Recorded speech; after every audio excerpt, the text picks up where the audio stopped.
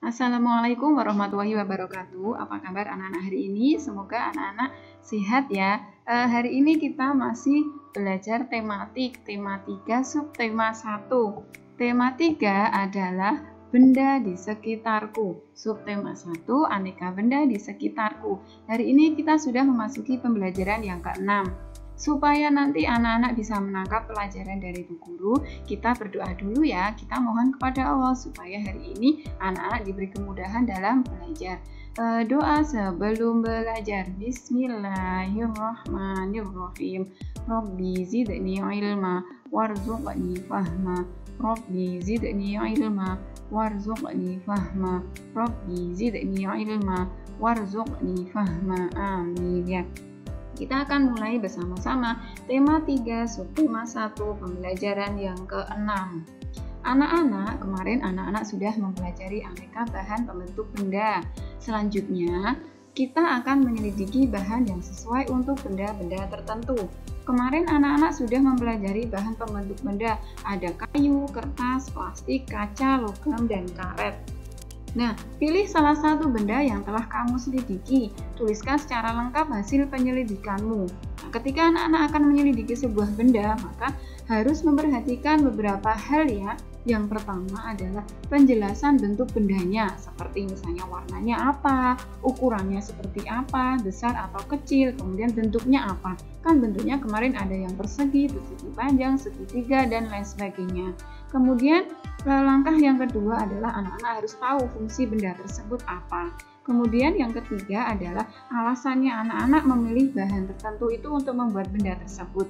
Jadi nanti anak-anak milih alasannya apa. Kemudian yang keempat, anak-anak menyebutkan kelebihan barang tersebut atau bahan tersebut. Karena masing-masing bahan pembuat benda itu punya kelebihan dan juga kekurangannya.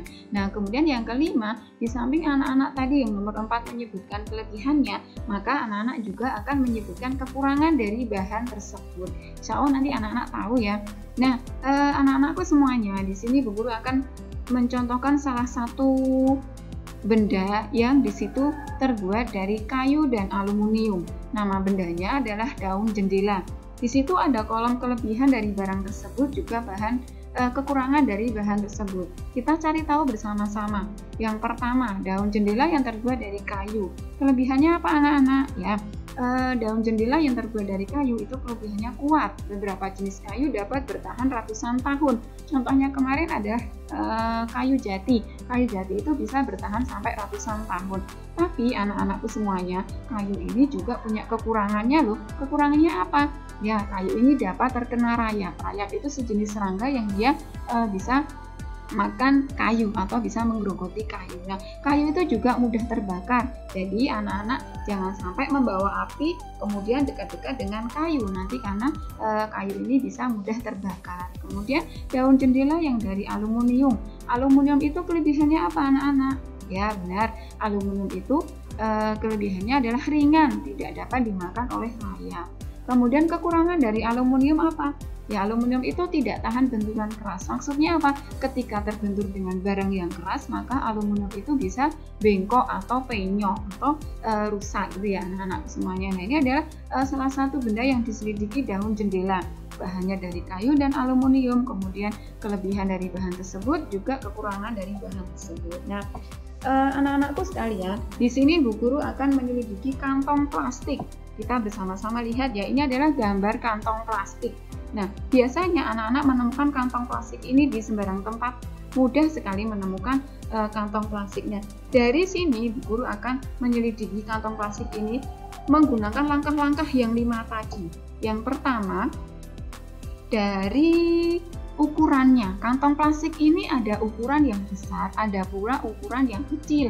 Kalau misalnya anak-anak memperhatikan tempat sampah itu kan besar ya, tapi ternyata di situ dimasuki kantong plastik cukup. Kenapa? Karena ukuran kantong plastiknya besar. Tapi kantong plastik ini juga ada warnanya. Warnanya kalau di dalam gambar itu ada biru, ada merah, juga ada kuning. Tapi warna dari kantong plastik itu bermacam-macam ya. Ada yang hitam, ada yang putih, ada yang ungu, dan yang lain sebagainya. Kemudian langkah yang kedua, kantong plastik gunanya untuk membawa barang belanjaan, bisa juga untuk membawa beraneka makanan. Jadi anak-anak dengan mudah bisa memasukkan barang belanjaan ataupun makanan dimasukkan ke dalam kantong plastik. Kemudian, kenapa Bu Guru memilih kantong plastik? Karena kantong plastik ini sangat bermanfaat dalam kehidupan sehari-hari. Dan yang jelas anak-anakku semuanya, kantong plastik ini harganya murah loh. Satu kantong plastik itu bisa harganya Rp100 atau ada juga yang Rp500. Bahkan kalau misalnya anak-anak membelinya dalam jumlah banyak atau kiloan ya sekarang ya, itu harganya akan lebih murah sekali. 1 kilo bisa harganya 14.000 tapi isinya bisa 50 lembar atau 50 helai sampai 60 helai. Kemudian kantong plastik juga mempunyai kelebihan. Kelebihannya apa anak-anak? Ya, kantong plastik itu ringan, jadi siapapun bisa membawanya. Kemudian juga kantong plastik ini mudah dibawa. Ada juga yang membawa kantong plastik ini dilipat dimasukkan ke dalam tasnya. Ketika akan membutuhkan maka dibukalah kantong plastik tersebut. Nah, kemudian juga kantong plastik ini tahan air.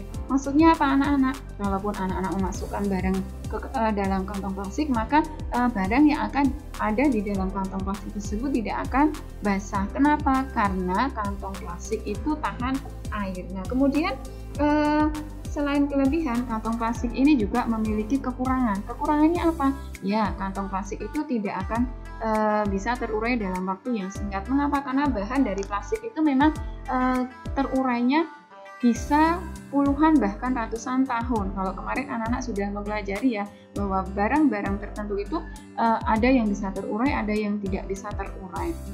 Kalau plastik itu biasanya 10-20 tahun, tapi ada juga yang sampai ratusan tahun, bahkan 50-100 tahun ya kemarin itu ya. Nah, itu adalah kekurangan dari kantong plastik. Nah, sekarang anak-anakku semuanya, silahkan nanti anak-anak menyelidiki satu benda yang ada di rumahmu.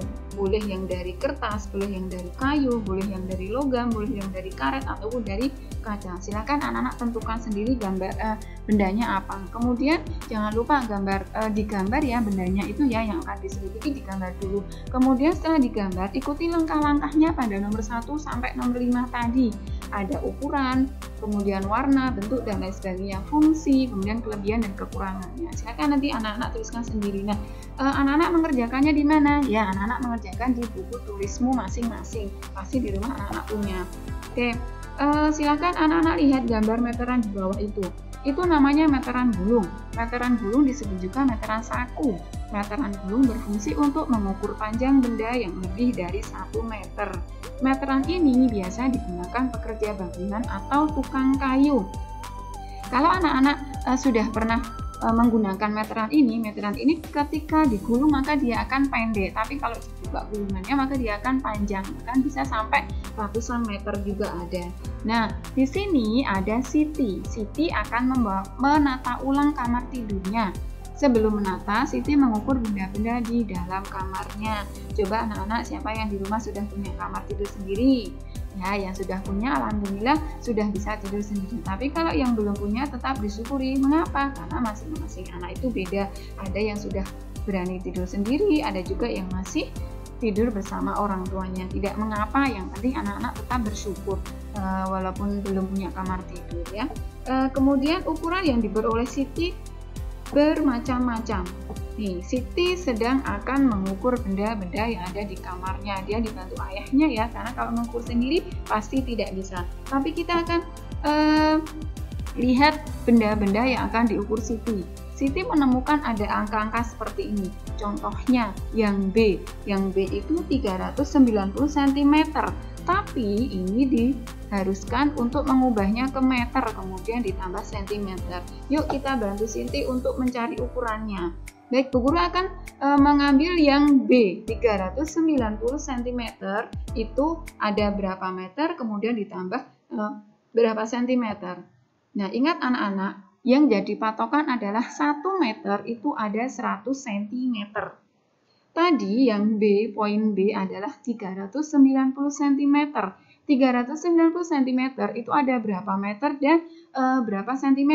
Ingat yang jadi patokan di sini juga ukuran yang diminta. Kalau misalnya di situ meter, berarti yang sentimeter diubah ke meter. Kalau yang di situ sudah sentimeter, maka dia tidak usah dirubah lagi. Nah, kalau boleh Bu Guru mengubahnya seperti ini. 300 cm ditambah 90 cm. Dari 390 cm tadi, kalau diurai artinya 300 cm ditambah 90 cm. Apakah sudah selesai sampai di situ? Belum ya anak-anak ya, karena kita belum tahu 300 cm itu ada berapa meter. Kita cari tahu bersama-sama. Nah, nanti hasilnya akan seperti ini. 300 cm ditambah 90 cm itu ada berapa meter, kemudian ditambah berapa cm. Baik, kita akan menghitung bersama-sama. 300 cm ada berapa meter? Ingat kemarin ya lagunya. Kalau naik berarti dikalikan 10. Dibagi 10. Kalau turun maka dikalikan 10. Jadi kalau cm ke meter kira-kira naik atau turun anak-anak? Ya, benar. Sentimeter ke meter itu artinya naik. Kalau naik berarti dibagi. Karena 300 cm ke meter berarti senti ke meter itu naiknya 2 kali. Berarti nanti dibagi 100. 300 dibagi 100 ada berapa meter anak-anak? Kita akan melakukan hal yang sama seperti yang kemarin. 300 dibagi 100. Sulit, Bu? Oh, enggak. Ternyata tidak sulit yang kemarin itu ya. Yang pertama adalah 300 dan 100. Itu kan nolnya sama. Kalau nolnya sama, maka kita coret angka 0 yang pertama. Kalau angka 0 yang pertama dicoret, berarti angka 0 pada bilangan 100 juga dicoret juga. Nah, kemudian kalau depan dicoret berarti di belakang juga dicoret. Nah, sekarang tinggal berapa angkanya? Ya, betul. Tinggal 3 dan 1. Berarti 3 dibagi 1. 3 dibagi 1 itu ada berapa anak-anak? Ya, 3 dibagi 1 adalah 3. Kemudian 3 meter. Berarti 300 cm itu ada 3 meter. Kita langsung mengisinya di sini 3 meter. Berarti sekarang 300 cm ditambah 90 cm itu ada berapa? Ya, 300 cm itu artinya 3 meter. Kemudian yang 90 cm, apakah diubah ke meter? Tidak ya. Kenapa? Karena di situ permintaannya adalah cm.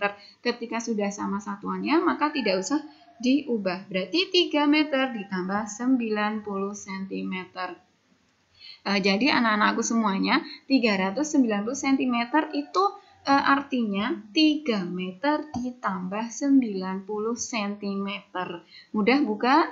Ya, karena ini sangat mudah sekali, maka silakan anak-anak nanti akan mengerjakan tugas. Tugasnya anak-anak adalah menyelesaikan soal yang belum dikerjakan. Tadi kan Bu Guru mengerjakan soalnya yang B ya. Nah, yang anak-anak kerjakan adalah bagian A, C, D, dan E.